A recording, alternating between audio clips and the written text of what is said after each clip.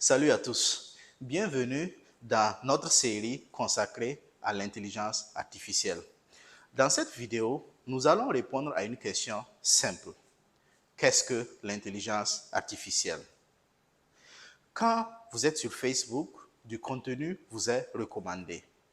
Lorsque vous tapez un message sur votre téléphone, certains mots vous sont recommandés. Lorsque vous utilisez votre téléphone, vous arrivez à utiliser le visage pour déverrouiller le téléphone. Vous pouvez utiliser également ChatGPT pour répondre à des questions. Il y a une technologie centrale à tout cela, l'intelligence artificielle. Mais qu'est-ce que l'intelligence artificielle concrètement? C'est un domaine très vaste qui comprend plusieurs sous-domaines tels que le machine learning, le deep learning, l'IA générative, etc. Ne vous inquiétez pas, nous allons discuter de tous ces termes. Nous pouvons dire simplement que l'intelligence artificielle est un domaine de l'informatique qui cherche à permettre aux machines d'effectuer des tâches qui nécessitent des capacités humaines, comme par exemple lire, écrire, comprendre, créer, etc. Pour résumer, l'objectif ici, c'est de rendre la machine intelligente. Mais comment est-ce que nous arrivons à rendre une machine intelligente? Comment est-ce que nous pouvons faire pour que la machine apprenne? Avant l'apparition de l'intelligence artificielle, nous utilisions ce que nous appelons les langages de programmation pour donner des règles à la machine. Imaginez que vous vouliez apprendre à une machine à reconnaître une pomme. Vous pourriez essayer de lui donner des règles. Par exemple, une pomme a un poids supérieur à 150 grammes, un diamètre supérieur à 7 cm, une couleur rouge, mais vous allez très vite rencontrer un problème. Que se passe-t-il si le poids est proche de celui d'une orange? Si la couleur est ambiguë entre le jaune et le vert? Si le diamètre varie selon la variété? Ou si c'est une variété que vous n'avez jamais vue? Il faudrait des milliers et des milliers de règles pour couvrir chaque cas particulier. Il existe une autre manière de faire. Au lieu d'essayer de décrire toutes les règles à l'avance à la machine, ce que nous pouvons faire, nous pouvons lui montrer beaucoup d'exemples de fruits. Le poids, le diamètre, la couleur et le fruit correspondant. On lui montre encore et encore des exemples. Pour parfaire cet exercice, on lui montre également des exemples de fruits qui ne sont pas des pommes. La machine analyse ces mesures et apprend progressivement les caractéristiques qui permettent de distinguer les fruits. Lorsque je dis que la machine apprend les caractéristiques, en réalité, elle utilise des fonctions mathématiques pour créer une relation entre les mesures, c'est-à-dire les données en entrée, et le résultat final, c'est-à-dire que ce soit une pomme ou pas. Cependant, dans le souci de simplifier les choses, je ne vais pas trop rentrer dans les détails mathématiques. Mais sachez une chose, c'est l'une des grandes idées du machine learning. Au lieu de décrire toutes les règles à l'avance à la machine, on lui donne des exemples à partir desquels elle peut apprendre. C'est un peu comme lorsque vous enseignez à un enfant à reconnaître une pomme. Au fur et à mesure qu'il manipule des pommes, il découvre par lui-même leurs caractéristiques. Jusqu'ici, notre machine apprend à partir d'exemples, à partir de mesures de pommes ou d'autres fruits. Mais certains problèmes sont encore plus complexes. Imaginez maintenant que je veux apprendre à une machine à reconnaître un chien sur une photo. Il existe des milliers de races, grandes, petites, noires, blanches, courtes sur pattes, photographiées de face ou de dos. Et surtout, nous ne savons pas forcément quelles caractéristiques sont les plus importantes pour reconnaître un chien. C'est là que vient l'idée du deep learning.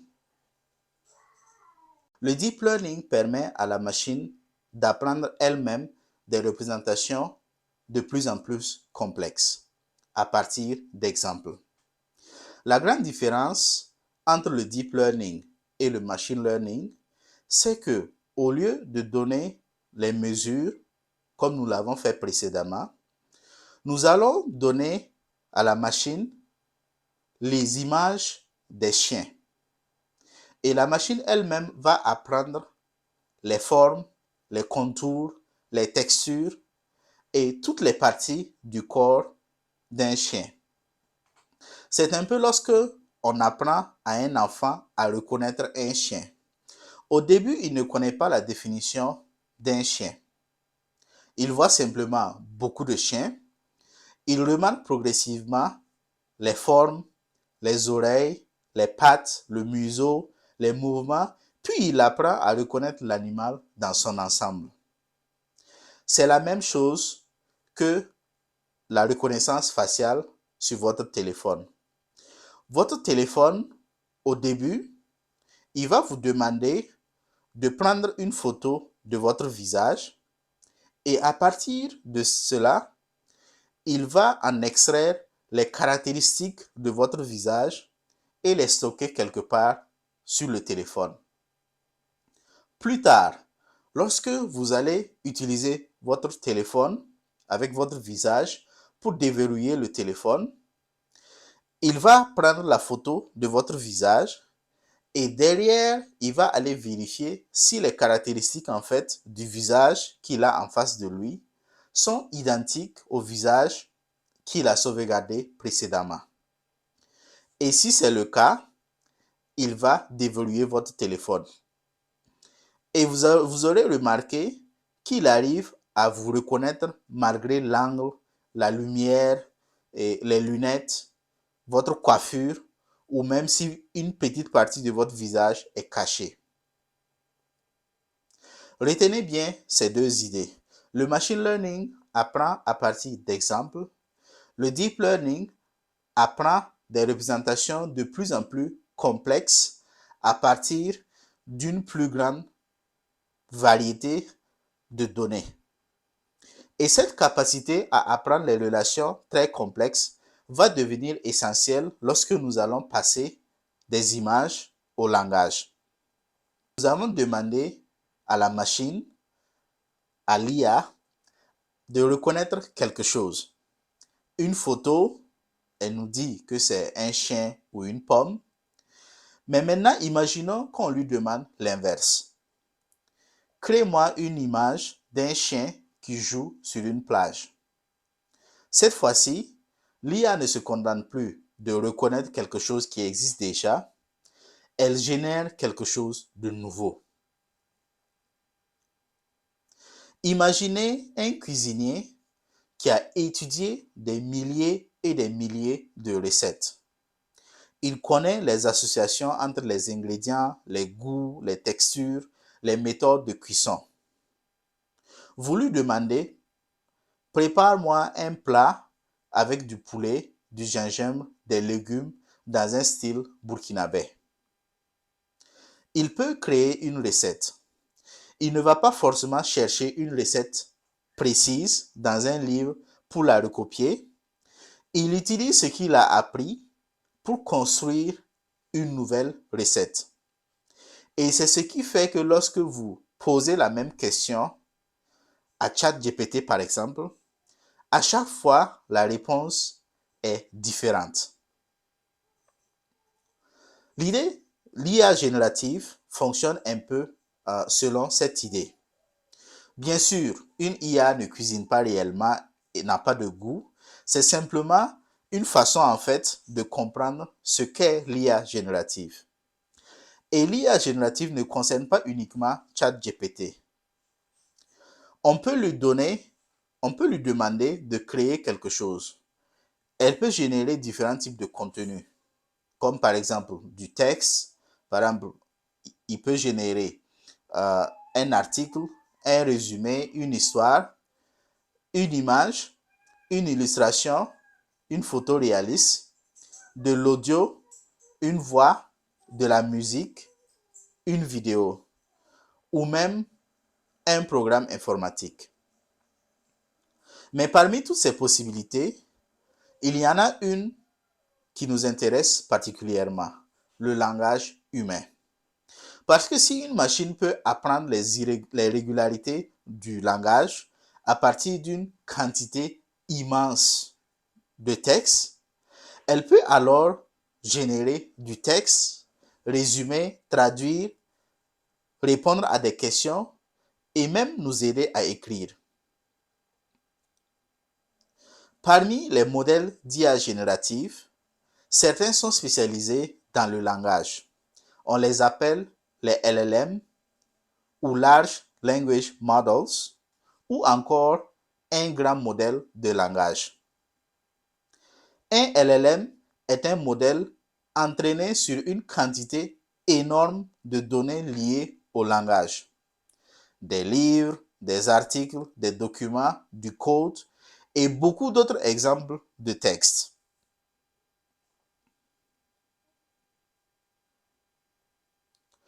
Le modèle apprend progressivement les relations, les régularités présentes dans le langage. Par exemple, si je commence une phrase par « Aujourd'hui, il fait très… » point de suspension, il existe beaucoup de possibilités. Chaud, froid, beau, etc. Ce que le LLM, pendant l'apprentissage, ce qu'il fait, c'est que il prend une partie d'une phrase et il essaie de prédire le mot suivant.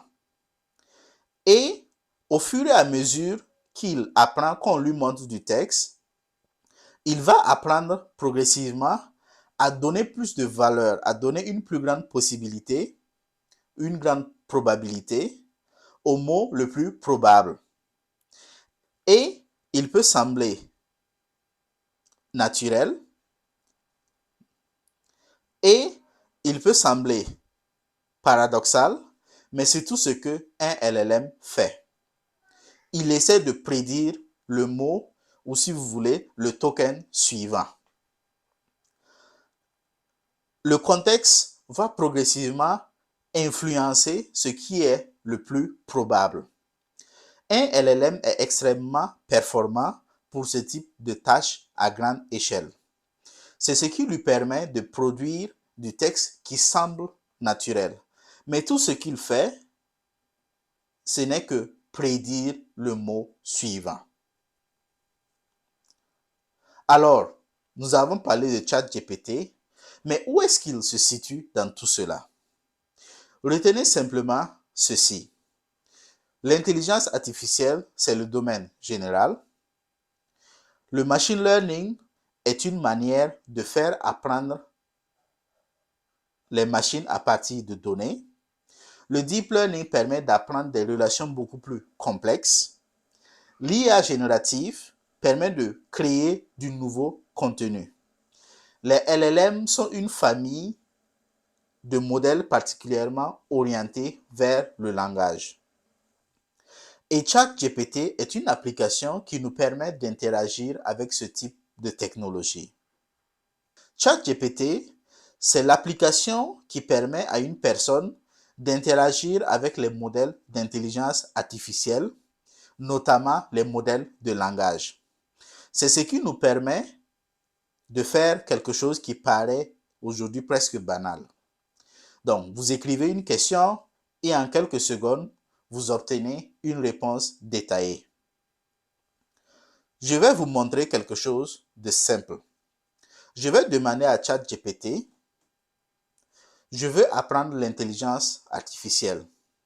Je suis débutant et je peux consacrer 30 minutes par jour. Construis-moi un programme d'apprentissage sur 30 jours avec des exercices pratiques. Donc, regardons ce qui va se passer. J'ai simplement décrit mon objectif, mon niveau, le temps dont je dispose et ChatGPT est arrivé à créer un plan structuré. C'est là que les LLM sont particulièrement intéressants. Ils ne servent pas uniquement à répondre à des questions, ils peuvent nous aider à apprendre, à travailler, à organiser nos idées et résoudre certains problèmes. Prenons encore une situation plus concrète.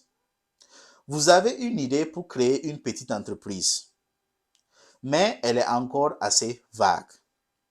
Vous pouvez demander à l'IA, voici mon idée. Aide-moi à identifier le problème que je cherche à résoudre. Les personnes qui pourraient être intéressées, les risques, les questions auxquelles je dois encore répondre. L'IA peut vous aider à structurer votre réflexion. Mais attention, elle ne décide pas à votre place. Elle ne garantit pas que votre idée fonctionnera. Elle vous aide simplement à réfléchir, à organiser l'information, à vous donner des idées. Et c'est une distinction importante que nous garderons tout au long de cette série. Il y a quelque chose que je veux que vous reteniez dès cette première vidéo. Un LLM, aussi intelligent soit-il, n'est pas un être humain. Il n'a pas vécu votre vie, il n'a pas vos expériences et surtout, il peut se tromper. Et parfois même avec beaucoup d'assurance. Nous verrons dans une prochaine vidéo pourquoi cela peut arriver. Parce que comprendre ce que l'IA sait faire est très important, mais comprendre également ce qu'elle ne sait pas faire l'est tout autant. Pour résumer, l'intelligence artificielle est un domaine très vaste. Les LLM sont une des technologies qui ont permis de rendre l'IA générative accessible au grand public. ChatGPT est une des applications qui nous permet d'interagir avec cette technologie. Dans les prochaines vidéos, nous allons approfondir le sujet des LLM avec des exemples concrets. Ne ratez surtout pas les prochains épisodes. Vous pouvez dès à présent me laisser vos questions ainsi que vos impressions dans les commentaires. À bientôt.